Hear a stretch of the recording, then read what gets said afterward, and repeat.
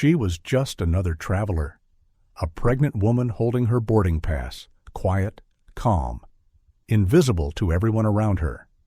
Then the dog stopped, not trained to find illness, not reacting to danger anyone could see, but staring at her stomach like it was calling for help.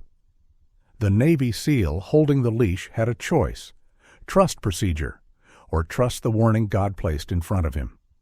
Because years ago he ignored a warning just like this and lost a child he never got to meet. This time he listened, and because of that single decision, 2 lives were saved by a miracle that never made a sound until a dog barked. Spring came to Seattle without ceremony. The air that morning was cool and clean, carrying the faint scent of rain that had washed the city during the night. By the time the sun rose above the low clouds, its light filtered gently through the glass walls of Seattle-Tacoma International Airport, turning steel and marble into something almost warm. Outside, the runways glistened. Inside, the terminal moved with quiet precision, a living system of footsteps, rolling luggage, and low voices stitched together by routine. Jonah Mercer stood just beyond the main security lanes, positioned where he could see without being seen. He was 42 years old, tall and solidly built, his frame shaped by decades of military conditioning rather than any pursuit of appearance. His hair was cut short in a regulation military style, dark brown streaked with early gray, and his face bore the subtle marks of age and experience. A faint scar along his jawline, fine lines near the eyes that came not from smiling, but from long hours of vigilance. His expression was neutral, composed, and alert, the kind that rarely changed regardless of circumstance.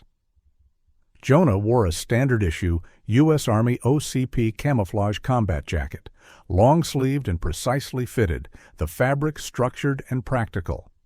A U.S. Army tape sat cleanly on the right side of his chest, while a personal name tape rested on the left.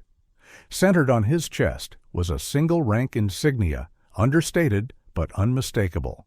The jacket was unadorned, no medals, no patches beyond regulation, reflecting a man who valued function over recognition.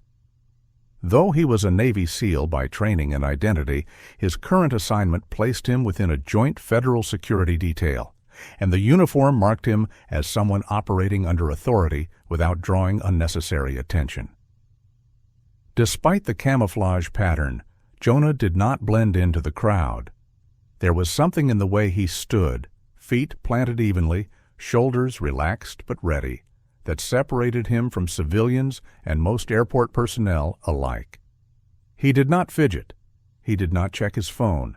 His eyes moved constantly, cataloging behavior rather than faces, rhythm rather than appearance.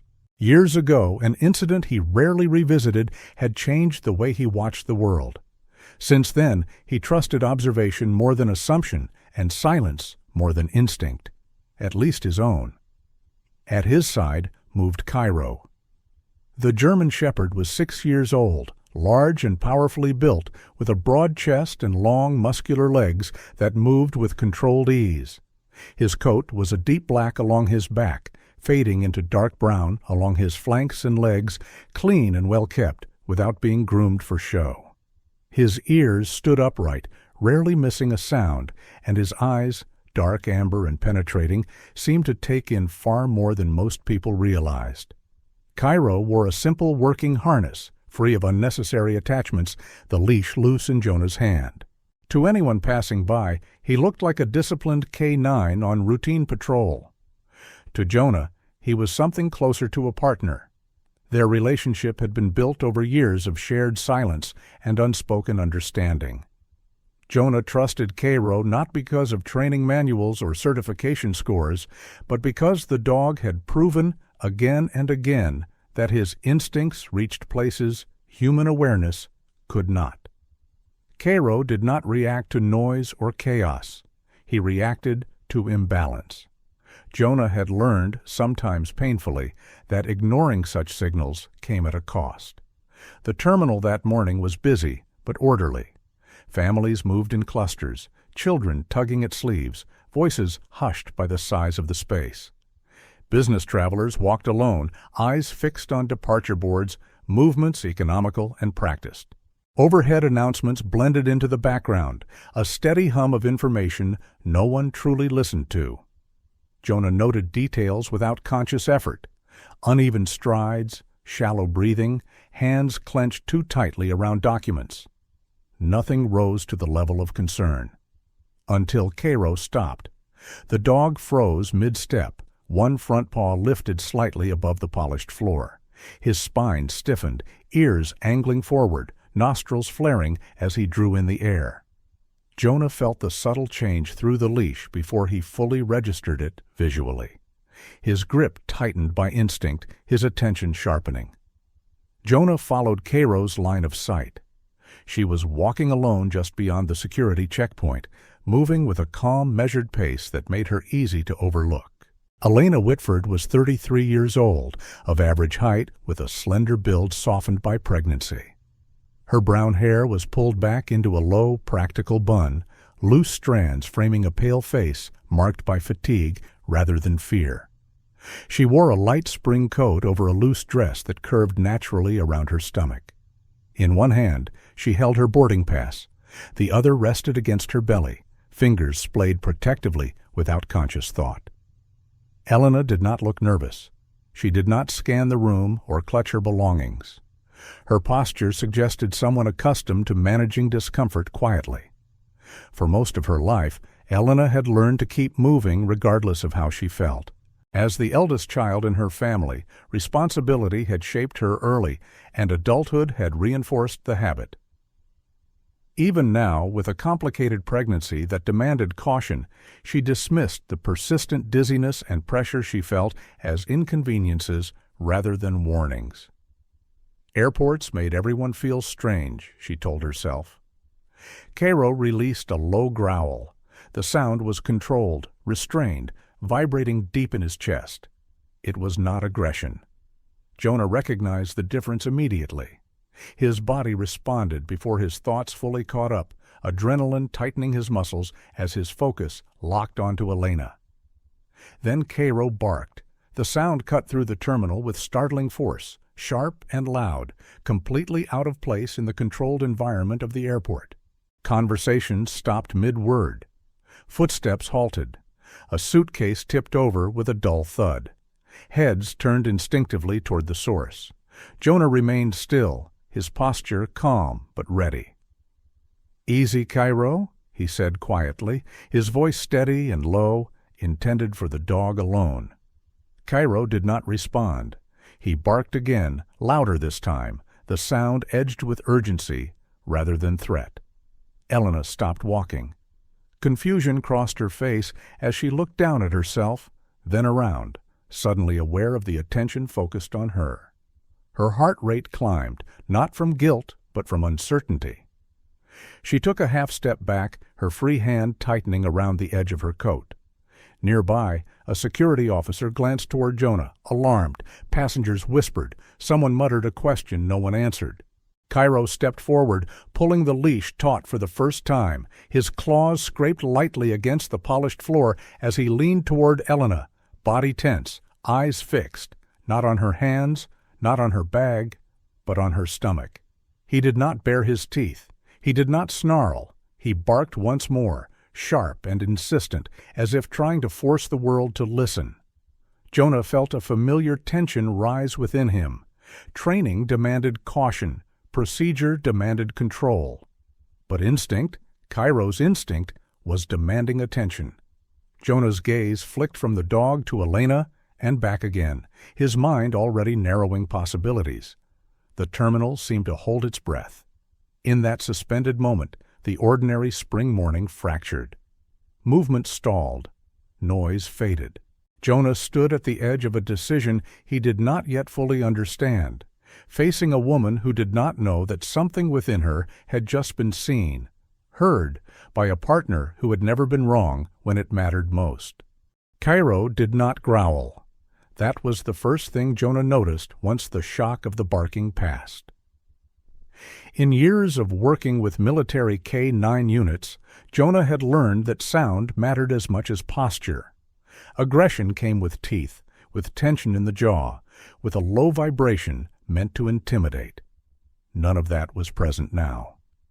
Cairo stood silent after the last bark, his breathing controlled, his mouth closed, his body rigid in a way that spoke not of attack, but of resolve.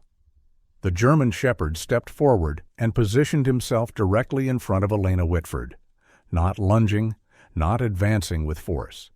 He simply placed his body between her and the flow of the terminal, legs planted wide, shoulders squared. His presence was unmistakable, deliberate, as though he were drawing a line no one else could see. Jonah felt the leash go slack in his hand. Cairo was not pulling, he was anchoring. Elena froze. Up close, Jonah could see the confusion settle into her features. She was not panicked yet, only startled, her expression caught between embarrassment and uncertainty. She looked down at Cairo, then instinctively at herself, as if expecting to find something visible that explained the sudden attention. There was nothing. No bag left behind, no sudden movement. Just her, standing still under the bright lights of the terminal. Cairo's eyes never left her stomach. They were fixed there with an intensity that made Jonah's chest tighten, not scanning, not flicking, not searching, locked, focused, as if the rest of the world had narrowed to a single point beneath Elena's coat. Jonah shifted his stance slightly, angling his body so he could see both Cairo and Elena without appearing confrontational. He had learned the value of small movements in tense spaces. Calm invited calm. Sudden authority only bred resistance. Around them, the airport hesitated. Travelers slowed, then stopped. A ripple of unease moved through the space, the unspoken question spreading faster than words. Jonah was aware of it without turning his head, aware of eyes on his uniform, on the dog, on the woman who now stood at the center of a moment she did not understand. Cairo remained perfectly still. His ears were forward, rigid. His tail was neither raised nor tucked, held straight and unmoving. Jonah recognized the posture immediately. This was not threat identification. When Cairo detected explosives, his behavior followed a practice sequence. Approach, circle, indicate, sit. When he sensed aggressive intent in a person, his attention shifted to hands, to shoulders, to movement patterns. This was different. This was singular, biological. Jonah lowered his gaze to Elena's midsection again, noticing the way her hand rested there now, fingers pressed lightly, as if grounding herself. It was not fear that guided the gesture. It was instinct, the same instinct Cairo was responding to, amplified beyond human perception. Jonah felt the weight of recognition settle slowly, heavily. This isn't about security, he thought, the realization forming without words. Not bombs, not weapons, not intent, life. He crouched slightly, not fully kneeling, but lowering himself enough to bring his face closer to Cairo's line of sight. His voice, when he spoke, was low and even. Easy, he said, not as a command, but as acknowledgement. Cairo did not look at him. Instead, the dog's chest rose and fell, once sharply, and a faint tremor passed through his frame. It was subtle, something only someone who knew him intimately would notice. Jonah noticed. He always did. Elena shifted her weight, a small movement she corrected almost immediately. The correction was too quick, too practiced. Jonah had seen that before, too, in people who refused to admit discomfort because they believed endurance was safer than attention. Cairo adjusted his stance to match her movement, stepping laterally just enough to remain directly in front of her. The action was protective, not possessive. He was not guarding territory. He was guarding her. Jonah's pulse slowed as his focus sharpened. Training did not abandon him in moments like this. It clarified. He cataloged what was missing. No aggressive cues, no environmental trigger, no external source of threat. Only a dog responding to something unseen, something internal. Jonah straightened slightly, his eyes moving once more over Elena's face. She looked tired. Not the fatigue of travel, but the deeper weariness of someone carrying more than she let on. There was a faint sheen at her hairline, the kind that came from strain rather than heat. Her lips were pressed together, breathing measured, controlled. Cairo took a single step closer to her and stopped. He did not touch her. He did not sniff. He simply stood, close enough that his presence could not be ignored. The message was unmistakable. Jonah exhaled slowly. This was not a threat. It never had been. It was a warning. And Jonah knew, with a certainty that bypassed doubt and memory alike, that whatever Cairo was sensing mattered more than protocol, more than appearances, more than the quiet pressure of 100 watching eyes. Something was wrong, and the cost of ignoring it would not be measured in inconvenience or embarrassment, but in life. Elena Whitford realized she had become the center of attention long before anyone spoke to her. It was in the way the air seemed to thin around her, in the subtle retreat of footsteps, in the silence that followed the dog's last bark. She stood beneath the white terminal lights, feeling exposed, suddenly aware of her own breathing, her own heartbeat, the unfamiliar weight of so many eyes resting on her body as if it had done something wrong. "I didn't do anything," she said, the words leaving her mouth before she could measure them. Her voice was soft but clear, shaped by a lifetime of explaining herself without being asked. "I don't have anything. I'm just trying to get to my gate." Elena was 33, neither tall nor short, with a slim build that pregnancy had softened rather than reshaped. Her shoulders sloped slightly forward, a posture formed by years of making herself smaller in public spaces. She had always been that way, agreeable, careful not to inconvenience anyone. Friends described her as steady, dependable, the kind of woman who showed up early and stayed late without complaint. What they did not see was how often she ignored her own limits to preserve that image. Losing her mother unexpectedly years earlier had taught her a quiet lesson. Panic helped no one. Endurance did. Now, standing in the middle of the terminal, endurance was slipping. Jonah Mercer watched her closely, not with suspicion, but with assessment. He had learned to read fear, and this was not it. Elena's expression carried confusion and embarrassment, not guilt. Her hands were empty, her movements unhurried, her gaze direct when it met his. Nothing about her fit the shape of a threat. Cairo took a step forward. The German shepherd moved with controlled precision, his large frame lowering as he approached Elena until he was directly in front of her. He did not crowd her. He sat, straight-backed, composed, ears forward, tail still. His presence was unmistakable and calm, a deliberate contrast to the chaos his barking had created moments earlier. Elena's breath caught. She looked down at him, her eyes widening slightly. Is he going to bite me?" she asked, her voice barely above a whisper. "No," Jonah said immediately. He shifted closer, careful not to break the fragile balance of the moment. "He's not aggressive." Cairo remained seated, his gaze unwavering. His eyes were fixed on Elena's stomach with an intensity that made her instinctively fold her arms around herself before realizing the gesture only drew more attention. She lowered her hands again, fingers trembling faintly. "I don't understand," she said. "I haven't done anything wrong." Jonah nodded once. "I know." The reassurance seemed to steady her just enough for her to notice something else. The dizziness that had lingered all morning surged again, sharper this time. The terminal lights blurred at the edges of her vision. Elena inhaled slowly through her nose, counting the breath the way she had been taught during prenatal classes. It passed, but not completely. "I'm fine," she said quickly, as if convincing herself mattered more than convincing anyone else. "Really? I've just been tired lately." Cairo's ears twitched at the word. He leaned forward slightly, then settled back into his seated position, posture unchanged, but intent sharpened. Jonah caught the movement. He always did.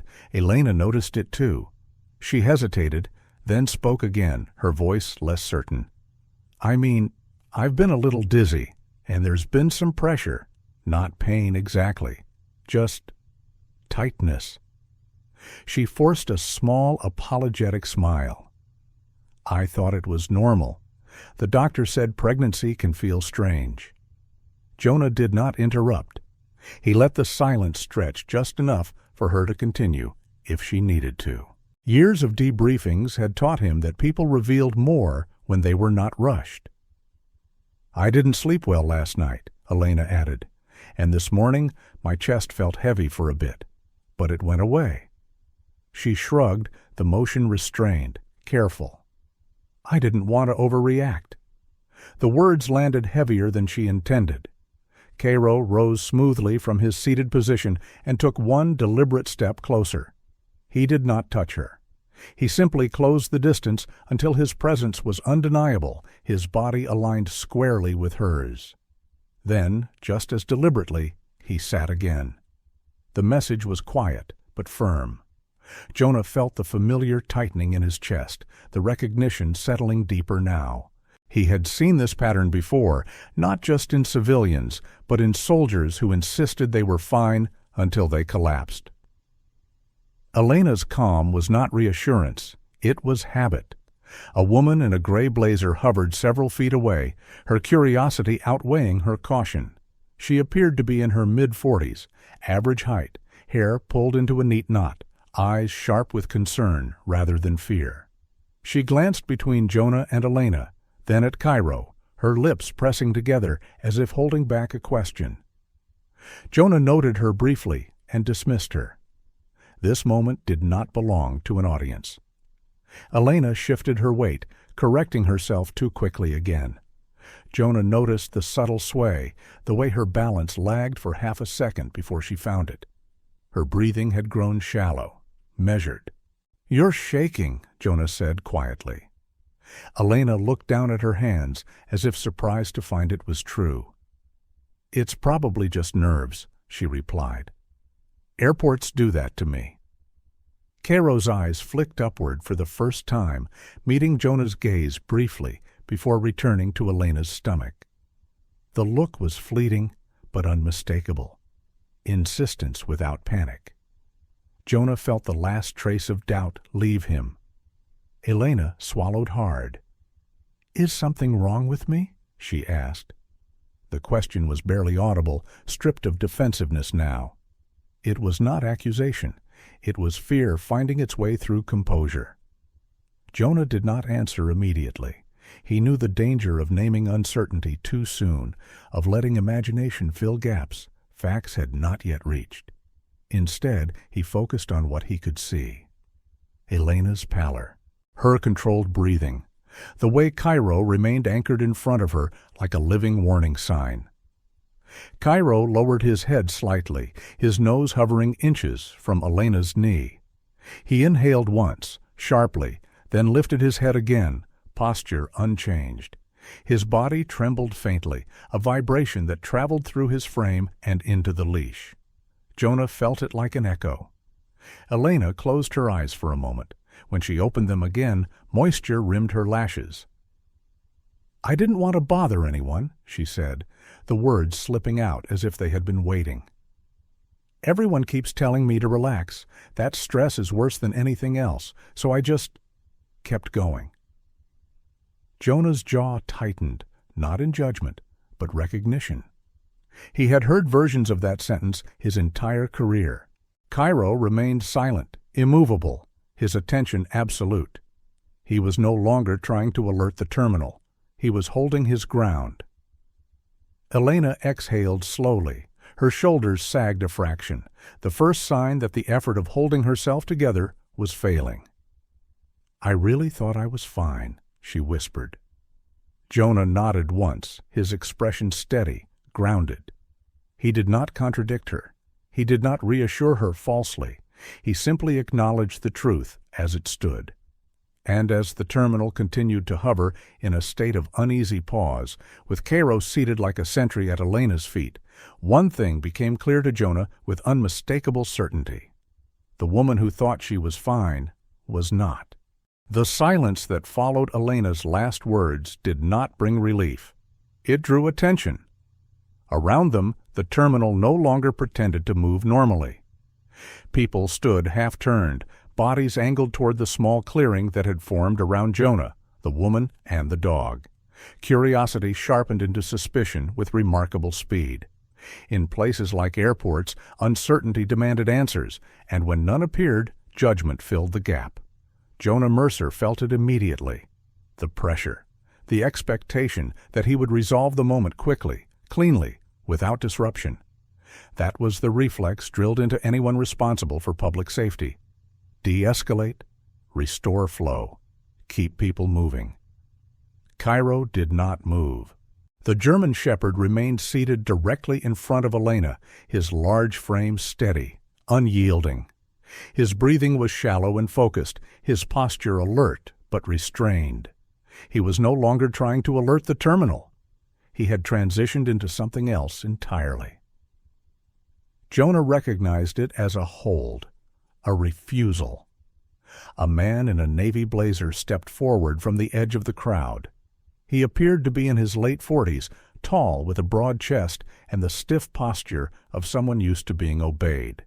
His hair was graying at the temples, his expression sharp with irritation rather than concern. "What's the delay here?" he asked, glancing at Jonah's uniform, then at Elena. "People are trying to get through." Behind him, a uniformed airport security supervisor approached more cautiously. Her name badge read, Marissa Cole. She was in her early 50s, medium height, with a compact build and hair cut short in a practical style that suggested efficiency over vanity. Years working crowd control had given her a habit of watching hands and faces at the same time. She stopped a few steps back, eyes moving between Jonah, Cairo, and Elena, without jumping to conclusions. "Sir," Marissa said evenly, addressing Jonah, "what's the situation?" Jonah did not answer immediately. He was watching Elena. She had shifted again, subtly, her weight uneven now. One hand braced against the handle of a nearby stanchion, fingers white from gripping too tightly. Her breathing had become shallow, almost careful, as if she were rationing air. The composure she had clung to minutes earlier was thinning. Cairo sensed it before Jonah fully processed it. The dog rose from his seated position and stepped closer, his shoulder nearly touching Elena's knee. He did not block Jonah's view. He positioned himself between her and the crowd. A barrier, a statement. Jonah turned back to Marissa Cole. "I need this area cleared," he said. His voice was calm, controlled, carrying the authority of someone accustomed to being questioned and choosing restraint anyway. "Temporarily." Marissa hesitated. She glanced at the impatient man in the blazer, then at the cluster of passengers waiting behind him. Her instinct was to minimize disruption. It always was. But something in Jonah's tone slowed her response. It was not urgency. It was certainty. "On what grounds?" she asked. Jonah met her gaze. "Medical concern." The words rippled outward faster than sound. A murmur spread. People shifted, some stepping back, others craning forward.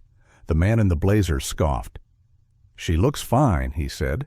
"This is ridiculous." Elena flinched at the comment, embarrassment flashing across her face before she could suppress it. "I'm sorry," she said quickly, to no one in particular. "I don't want to cause trouble. I can move." She tried to step around Cairo. The dog reacted instantly. He pivoted, blocking her path with quiet precision, his body angled protectively. He did not bark. He did not growl. He simply refused to allow her to move forward. Jonah's hand tightened on the leash. "No," he said gently, firmly to Elena. "Please stay where you are." Elena looked at him, eyes wide now, fear breaking through her careful calm. "Am I in danger?" she asked. Jonah did not lie. He had learned the cost of that long ago. "I don't know yet," he said, "but my partner thinks you shouldn't be moving." The word partner seemed to shift something in the air. Marissa Cole's gaze dropped to Cairo, then back to Jonah. She had seen K-9 units before. She had never seen one behave like this. She made a decision. "All right," she said, lifting her radio. "Hold traffic on this lane. Redirect to secondary." The man in the blazer opened his mouth to argue, then closed it when Marissa's eyes met his. Authority did not raise its voice. It removed options. As officers began guiding passengers away, Jonah felt the space around them widen. Noise receded slightly. Air returned. Elena's shoulders sagged as if the effort of remaining upright had finally caught up with her. "I really am sorry," she said again, her voice trembling now. "You don't need to be," Jonah replied. "Just stay with me." Cairo pressed his side more firmly against Elena's leg, offering support without touch. His head remained lifted, ears forward, attention unwavering. Jonah felt the leash vibrate faintly as the dog's muscles tensed again, a subtle signal that whatever Cairo was sensing had not eased. Marissa stepped closer, lowering her voice. "You want medical on standby?" she asked. "Yes," Jonah said without hesitation. "Now." Marissa nodded and turned away, issuing instructions into her radio with crisp efficiency. Her earlier doubt had vanished, replaced by professional focus. She moved like someone who had learned that delays cost more than inconvenience. Elena swallowed hard. The room seemed to tilt slightly, the edges of the terminal blurring. She closed her eyes for a moment, then opened them again, blinking rapidly. "I feel strange," she admitted quietly. "Like everything's too far away." Jonah stepped closer, positioning himself at her side without crowding her. He could feel the tension in his own chest, the echo of a familiar moment he had sworn never to repeat. This was the decision point, the one where protocol urged restraint and instinct demanded action. He chose instinct. "Stay focused on my voice," he said. "You're doing fine." Cairo lowered himself into a seated position again, solid and immovable, his body a constant presence at Elena's feet. He had done his part. Now he was holding the line. As the sound of approaching footsteps echoed from down the corridor, Jonah allowed himself a single, quiet acknowledgement of what he had just done. He had disrupted the flow of 1,000 people. He had drawn attention. He had chosen to trust a warning no one else could see. The crowd watched from a distance now, contained but restless. Whispers replaced complaints. Curiosity tempered by concern. And in the center of it all, Jonah stood beside a woman who thought she was fine, and a dog who knew better, having made a decision that could not be undone. The corridor to the airport medical unit was narrower and quieter than the terminal, its fluorescent lights harsher, less forgiving. As Elena was guided forward by airport staff, her steps slow and uneven, Jonah Mercer followed just behind her, one hand still wrapped around Cairo's leash. The German shepherd walked close to Elena's side now, no longer blocking her path, but matching her pace with careful precision, as if calibrating himself to her breathing. The door to the medical unit slid shut behind them, muting the distant noise of the terminal. The sudden quiet was unsettling. Jonah felt it settle over him like pressure underwater. Elena was eased onto a narrow bed by a nurse whose name tag read Hannah Price. Hannah was in her late 20s, petite, with sandy blonde hair pulled back tightly, and a face that carried both alertness and empathy. She moved with practiced efficiency, but there was a softness in her voice, the kind that came from long nights spent reassuring frightened strangers. "You're safe here," she said gently, adjusting the pillow beneath Elena's head. "Just try to relax." Relax. The word felt out of place. Jonah remained near the doorway, giving space without retreating. Cairo sat at his feet, eyes never leaving Elena, his posture tense but controlled. Jonah noticed the way the dog's ears shifted with every sound of movement in the room, the way his breathing stayed shallow, focused. Whatever had triggered him earlier had not released its grip. As Hannah stepped aside to prepare equipment, the smell of antiseptic reached Jonah, sharp and familiar. It hit something deep in his chest, bypassing logic, bypassing time. He was no longer in an airport. Years ago, in a coastal city half a world away, the air had smelled the same, sterile, clean, wrong for a place where life was slipping away. The memory rose without warning. Back then, Jonah had been younger, sharper, still convinced that discipline could override instinct. He had been assigned to a joint civilian protection operation following a natural disaster, tasked with maintaining order while medical teams worked through the chaos. His K-9 partner at the time had been a sable-coated shepherd named Rook, older than Cairo, slower in his movements but precise in his alerts. There had been a woman then, too. Her name had been Leah Mercer, Jonah's wife. Leah had been tall and lean, with dark hair that never quite stayed in place and a laugh that came easily, even under strain. She had been 7 months pregnant, stubbornly independent, insisting she was fine despite the exhaustion etched into her face. Jonah had trusted reports over instinct, reassured by cursory medical checks and the pressure to keep things moving. When Rook began to fixate on Leah the way Cairo now fixated on Elena, Jonah had dismissed it as stress response. Dogs, after all, could misread situations. People said so. Manuals said so. Rook had whined that day, low, strained. The sound had irritated Jonah more than alarmed him. Leah had smiled at him and told him not to worry. She collapsed less than an hour later. Jonah remembered the way the room had filled with noise then, voices overlapping, commands shouted, the metallic crash of equipment hitting the floor. He remembered the smell of antiseptic growing stronger as hands pushed him aside. He remembered the weight of waiting, the helplessness, the way time stretched into something unbearable. Their child never took a breath. Leah survived, but something between them did not. Grief did not announce itself loudly. It hollowed them out slowly. Jonah returned to duty. Leah withdrew into herself. They stopped speaking the same language. Eventually, they stopped speaking at all. The memory never left him. It did not fade with time or distance. It waited. Now, standing in the medical unit at an airport thousands of miles from that moment, Jonah felt the same tightening in his chest, the same echo of a decision that could not be undone. He looked at Elena on the bed, her face pale, eyes searching the ceiling as if answers might be written there. He saw Leah's expression layered over hers for a fleeting second and forced himself to breathe through it. Cairo shifted, pressing his shoulder lightly against Jonah's leg. The contact was grounding, real, present.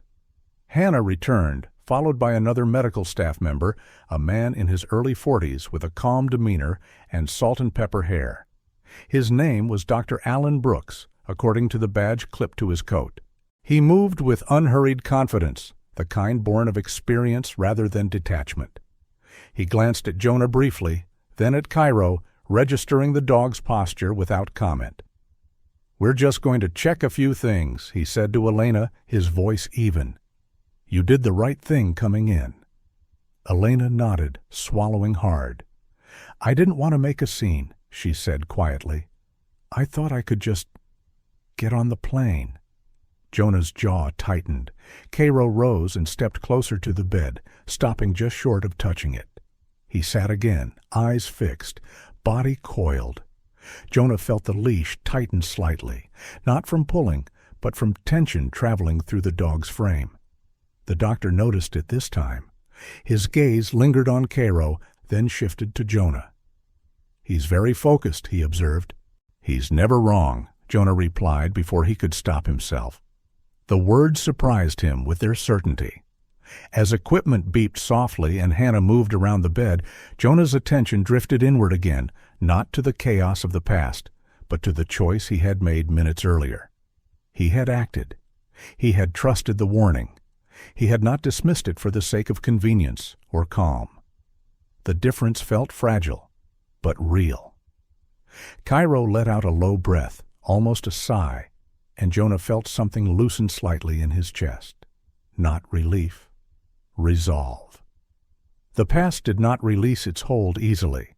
Some memories were scars that never faded, only learned to ache less sharply. But standing there, watching Elena being cared for while Cairo remained vigilant, Jonah understood something he had not allowed himself to consider before. The memory he never escaped was not there to punish him. It was there to remind him what listening could save. The medical unit closed in around itself once the door slid shut, sealing off the terminal and its restless noise. Inside, the air felt denser, sharper with antiseptic and quiet urgency. Machines hummed at low volume. Soft beeps marked time more precisely than any clock. Elena Whitford lay still on the narrow bed, her hands folded over her stomach as if holding the world together by will alone. Her face had lost what little color it had left, lips pressed thin, eyes fixed on the ceiling in an effort to remain calm. Jonah Mercer stood back, close enough to be present, far enough to avoid intrusion. Cairo remained seated at the foot of the bed, posture rigid, gaze unwavering. The German shepherd had not shifted his attention once since they entered the room. His breathing was shallow, deliberate, as if conserving energy for a moment that had not yet arrived. Dr. Alan Brooks moved with practiced efficiency, his movements economical and precise. He was in his early 40s, medium height, with a calm demeanor shaped by years of emergency medicine. His hair was threaded with gray, his eyes steady behind thin-framed glasses. He spoke softly, not because he doubted his authority, but because he understood fear responded better to quiet certainty. Beside him stood another physician, Dr. Naomi Fletcher, a maternal-fetal specialist called in from the main hospital wing. She was tall and slender, with dark hair pulled back into a tight knot, her expression focused and composed. There was nothing hurried about her movements, but nothing wasted either. Years spent delivering difficult truths had given her a careful way of speaking, one that balanced honesty with restraint. Hannah Price adjusted equipment near Elena's arm, her earlier warmth now paired with alert concentration. Her brow furrowed slightly as she monitored the readings, fingers steady despite the tension in the room. Elena sensed the shift immediately.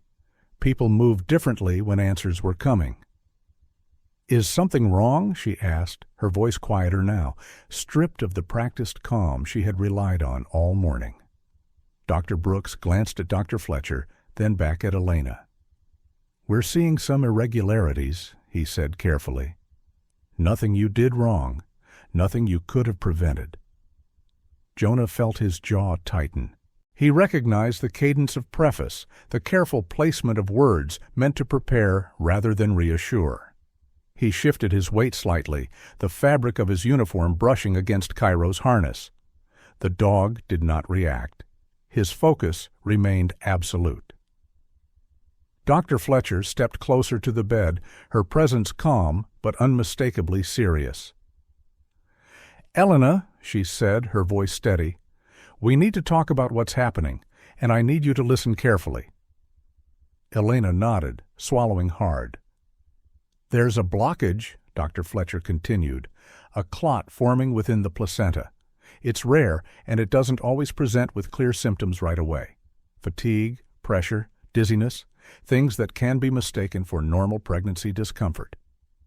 The words landed slowly, each one heavier than the last. Elena's eyes widened slightly. "A clot," she repeated. "Is the baby okay?" Dr. Fletcher's gaze softened, but her tone did not waver. "It's twins," she said, confirming what Elena already knew but had not spoken aloud. "And right now, they're at risk. So are you." The room seemed to contract. Jonah felt the echo of the past press in again, but he anchored himself to the present, to the steady weight of Cairo at his side, to the fact that this time the warning had been heard. Elena's breathing quickened. "I didn't feel anything serious," she said, more to herself than to anyone else. "I thought it was normal." "It often feels that way," Dr. Brooks replied gently. "That's what makes it dangerous." Cairo shifted for the first time since entering the room. Not forward, not back. He lowered his head slightly, ears still forward, body tense. Jonah noticed the subtle change and felt a chill run through him. The dog's posture mirrored the gravity of the words being spoken. Dr. Fletcher glanced briefly at Cairo, then back to Jonah. "You said your K9 reacted before anything showed up on screening," she said. "Yes," Jonah replied. "He hasn't taken his eyes off her since." Dr. Fletcher nodded once, absorbing the information without skepticism. "It wouldn't be the first time," she said. "Dogs can detect changes in circulation, hormone levels, even oxygen shifts long before machines do." The statement hung in the air, quiet but profound. Elena turned her head slightly, looking at Cairo as if seeing him for the first time. The dog met her gaze briefly, then returned his focus to her stomach, unwavering. She felt tears gather at the corners of her eyes, not from fear alone, but from realization. "He knew," she whispered.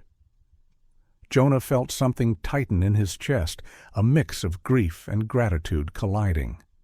He had dismissed that knowledge once before. He would never do so again. Dr. Brooks adjusted a monitor and exhaled slowly.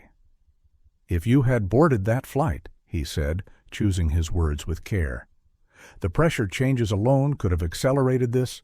You might have lost consciousness before landing." Elena's hand clenched reflexively against the sheet. "And the babies?" she asked. Dr. Fletcher did not answer immediately. She leaned in slightly, her voice low but clear. "We're within a window where intervention is possible. But without it, yes. This could have cost all three of you." Silence followed. Heavy.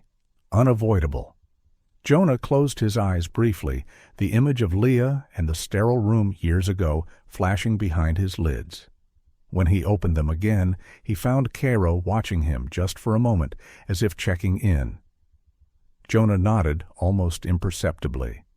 Hannah stepped closer to Elena, placing a reassuring hand on her arm. "You did the right thing by stopping," she said. "You're here now." Elena let out a shaky breath. "I didn't stop," she said softly. "He did." Her gaze returned to Cairo, gratitude and disbelief woven together. "I would have gotten on that plane." Dr. Fletcher straightened. "We need to move quickly," she said, "but you're not alone. We're here." Cairo rose to his feet then, standing tall and still, as if bracing himself. Jonah felt the leash tighten, not from fear, but from readiness. Whatever had triggered the warning earlier had reached its explanation. The truth had been spoken, finally, behind closed doors. And there was no doubt left in the room about one thing. No device had seen this coming. No alarm had sounded. Only a dog who refused to look away. Light returned to Elena Whitford before sound did. It filtered in softly, pale and steady, spreading across the room in a way that felt almost unreal. For a moment, she did not know where she was. The ceiling above her was unfamiliar, too clean, too bright. The air smelled faintly of antiseptic and something warmer beneath it, like plastic and linen warmed by daylight. She blinked slowly. Awareness came in fragments. The weight of blankets. A dull ache deep in her body. The steady rhythm of a monitor somewhere nearby, not loud enough to alarm, not quiet enough to ignore. She tried to move her hand and felt resistance, then realized it was simply resting against her own stomach, fingers curled protectively without instruction. "You're awake." The voice was calm, low, close.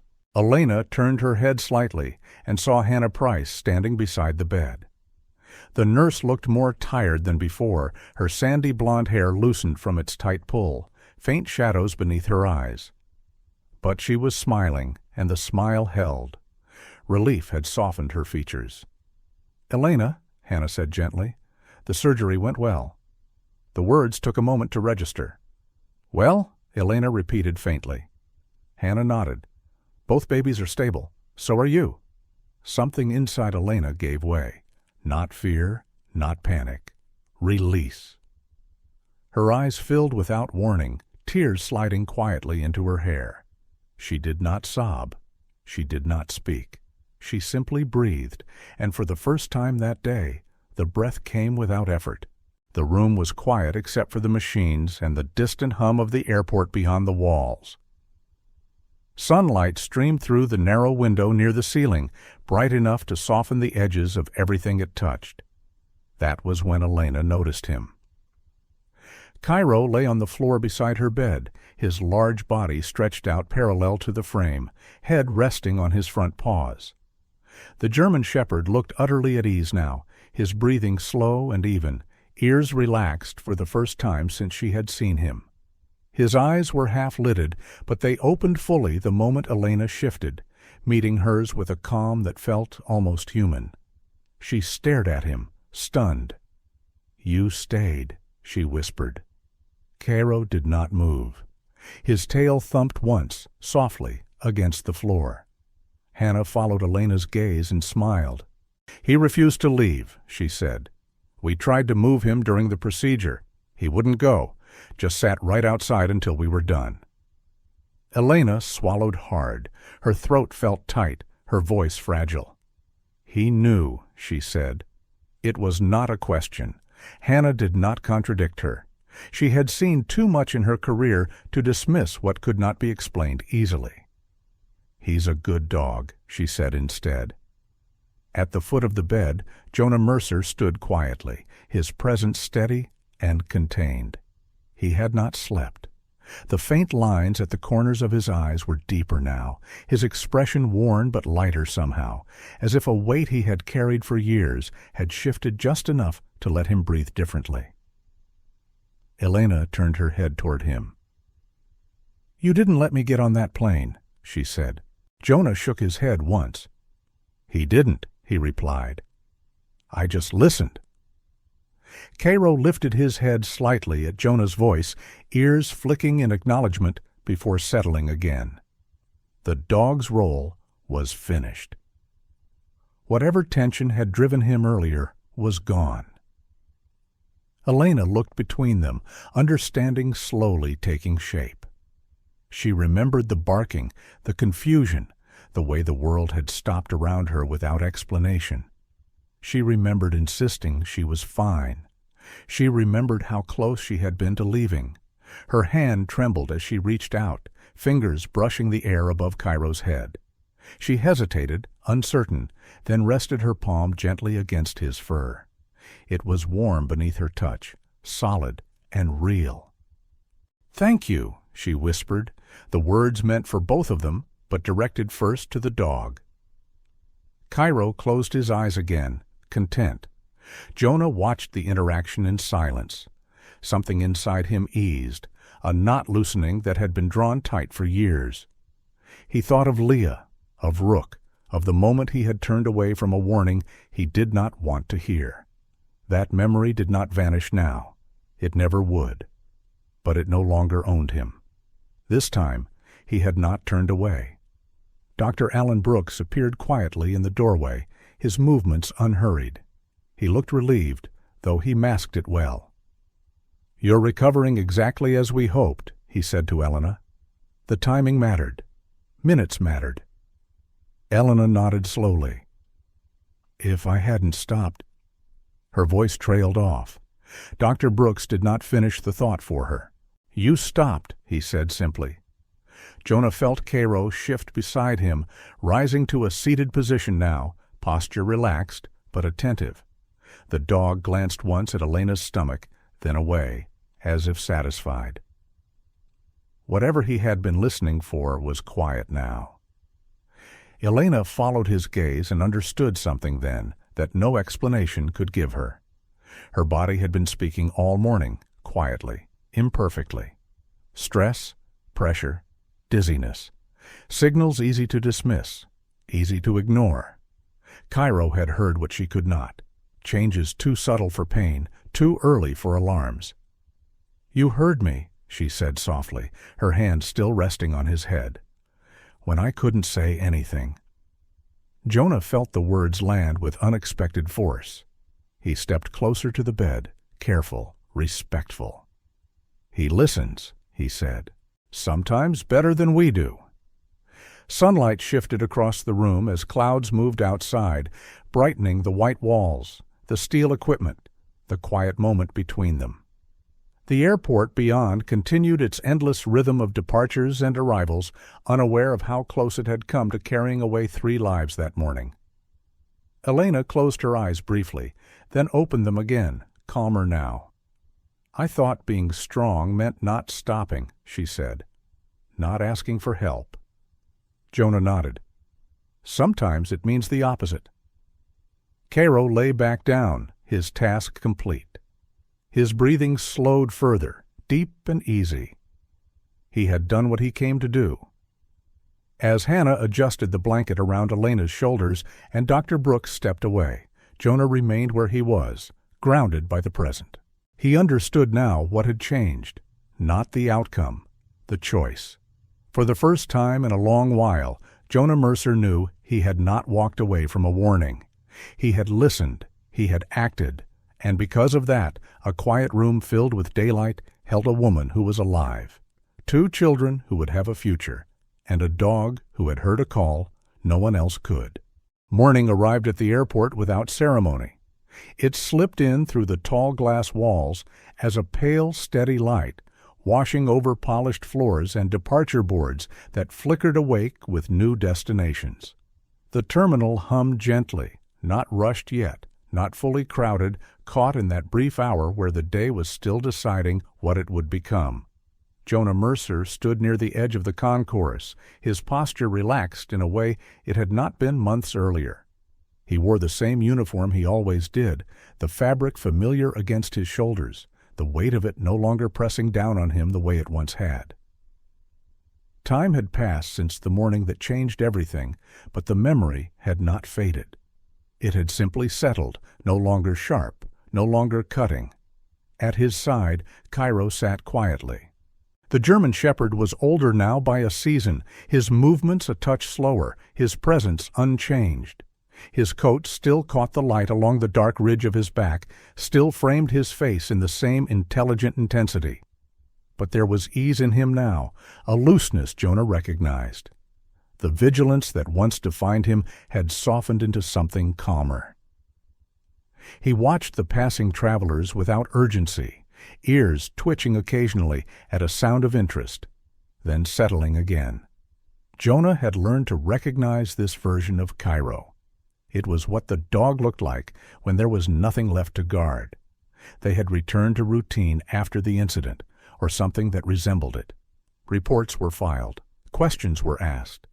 Praise was given quietly, then allowed to fade. Life, especially in places built for transit, had a way of moving on quickly. Jonah had expected the familiar emptiness to follow, the sense that everything meaningful was already behind him. It had not come. Instead, something else had taken its place. A steadiness, a quiet acceptance that some moments mattered enough to change the shape of everything that followed.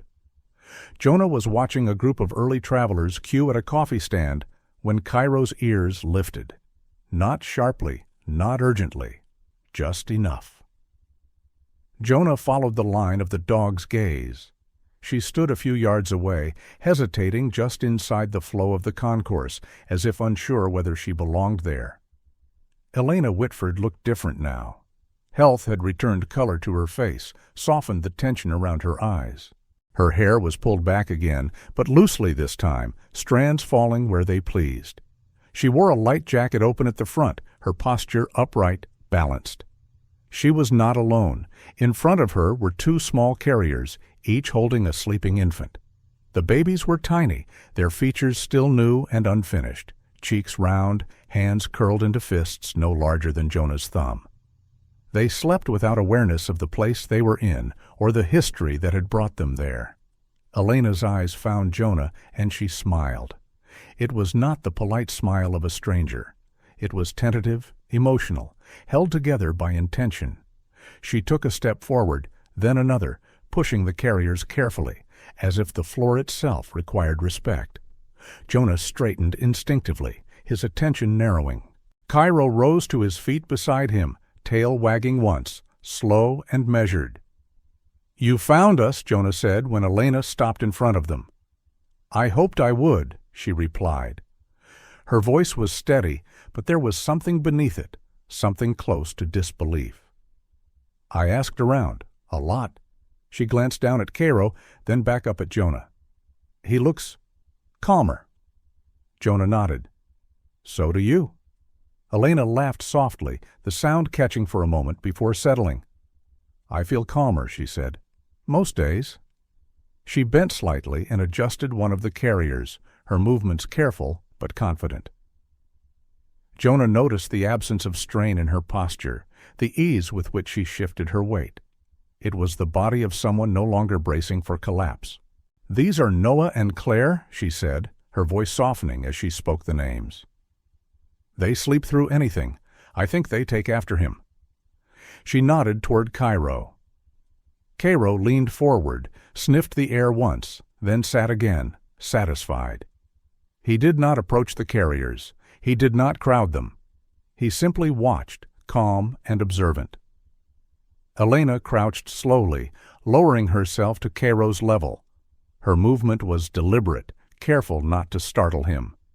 She reached out and rested her hand against his shoulder, fingers sinking into the warmth of his fur.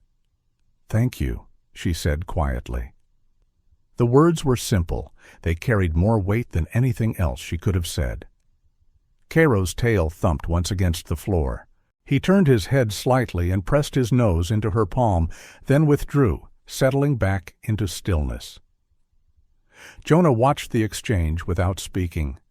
He felt the moment complete itself without his involvement. Elena rose again, her eyes bright now. "I didn't know how to say it properly," she said to Jonah. "There aren't words for what would have happened if you hadn't stopped me, if you hadn't trusted him." Jonah shook his head. "You don't owe us anything." "I know," Elena replied. "That's why I wanted to come anyway." She straightened, looking around the terminal. People moved past them, unaware, carrying coffee cups and backpacks, thinking only of gates and times and destinations. Life moved forward, as it always did. "I almost didn't come back here," Elena admitted. "For a while, even thinking about this place made my chest tighten. But then I realized something." She paused, searching for the words. "If I avoided it, I'd be letting fear decide where I could exist. I didn't want that for them." She glanced down at the babies. "Or for me." Jonah felt the quiet resonance of her words settle inside him. "You listened," he said. Elena nodded. "So did you." They stood there for a moment longer, 3 lives intersecting again, not through urgency, but through intention. An announcement echoed overhead, calling boarding for an early flight. The terminal shifted, waking fully now, the rhythm of travel asserting itself. Elena adjusted the handle of one carrier and took a breath. "We should go," she said. "I just wanted you to know, I think about that morning often. Not with fear, with gratitude." Jonah inclined his head, accepting the sentiment without deflecting it. "Have a good flight." She hesitated, then leaned down once more, placing her hand briefly on Cairo's head. "You listened when no one else could," she whispered. Cairo remained still, eyes half-lidded, unbothered by praise. Elena turned and guided the carriers toward the departing crowd, her steps unhurried, steady. Jonah watched until she disappeared into the movement of the concourse, until she was no longer distinguishable from any other traveler beginning a day. Cairo sat beside him, calm, present. Jonah exhaled slowly. The past did not vanish. It did not rewrite itself, but it loosened its grip, releasing him from the weight of what might have been. For the first time in a long while, Jonah Mercer did not feel like he was standing at the edge of something lost. He felt grounded where he was, in a place of transit, of beginnings and endings overlapping without conflict. Cairo shifted slightly and settled back down, posture relaxed, eyes attentive, but at peace. Everything had unfolded when it needed to. Sometimes miracles do not arrive with thunder or light from the sky. Sometimes they arrive quietly, through instinct, through timing, through a voice that does not speak, yet refuses to be ignored. In this story, no angel appeared, no warning sign flashed, no miracle looked dramatic from the outside. And yet, life was saved. Because God often works through what He has already placed among us, through loyalty, through love, through a dog who listened when humans could not, through a man who finally chose to trust instead of turning away. How many times in daily life do we feel a quiet warning in our hearts, a moment of hesitation, a sense that something is not right, and yet we silence it because it is inconvenient, because we are busy, because everyone else keeps walking? Faith is not only about believing in miracles after they happen. Faith is about listening when God whispers before it is too late. This story reminds us that God protects life in ways we may never fully understand. Through people, through animals, through moments that seem ordinary until we look back and realize how close we were to losing everything. If this story touched your heart, take a moment today to slow down. Listen more closely. Trust the quiet signals placed in your path. Share this story with someone who needs hope.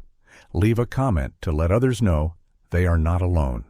Subscribe to the channel so more stories of faith and humanity can reach those who need them. And if you believe, take a moment now to pray. May God watch over every viewer. May He protect your family, your journeys, and the lives you love. May no quiet warning in your life ever go unheard. If you agree, type Amen in the comments.